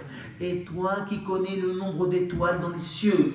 Et toi qui connais le nombre de feuilles dans les arbres, tu sais ce qui se cache dans le cœur d'une fourmi noire, sous une pierre noire, dans une nuit noire. C'est toi le clément et c'est toi le miséricordieux. C'est toi le créateur et c'est toi le subsisteur. C'est toi le dompteur et c'est toi le pourvoyeur. C'est toi qui donnes la vie et c'est toi qui donnes la mort. Allah, on te demande du fond du cœur de nous donner la foi, de nous donner la certitude, de nous donner la confiance, l'amour de ton livre, l'amour de la prière, l'amour du dhikr et l'amour de toi, oh Allah. Fais qu'on tombe amoureux de toi, fais qu'on tombe amoureux de toi, fais qu'on parle de toi, fais qu'on te glorifie, qu'on te grandit. Allah, on te demande pardon si on t'oublie, on te demande pardon si on ne pense pas à toi, on te demande pardon si on est dur avec les gens, on te demande pardon si on calomnie les gens, on te demande pardon si on a fait pleurer nos mamans, on te demande pardon si on a fait pleurer nos enfants, on te demande pardon si on n'est pas des bons maris. Allah, mets l'amour dans les couples, mets l'amour dans les musulmans, mets l'amour dans les musulmans d'Orléans, mets l'amour dans cette mosquée, mets l'amour dans tous les musulmans de cette ville. Allah, unis les couples, Allah, retire les divorces dans les couples, Allah, protège nos enfants, fais que nos enfants soient des habits Qur'an, fais que nos filles soient pieuses, fais que nos enfants résistent dans la société. Allah, mets le bonheur dans notre vie, mets le bonheur dans le monde musulman entier. Allahumma salli ala Muhammad wa ala ali Muhammad, kama sallayta ala Ibrahim wa ala ali Ibrahim, fil alamina innaka hamidun majid, subhana rabbika rabbil izzati amma yasifun, wa salamu ala al-mursalin, walhamdulillahi rabbil alamin. Barakallahu fikum.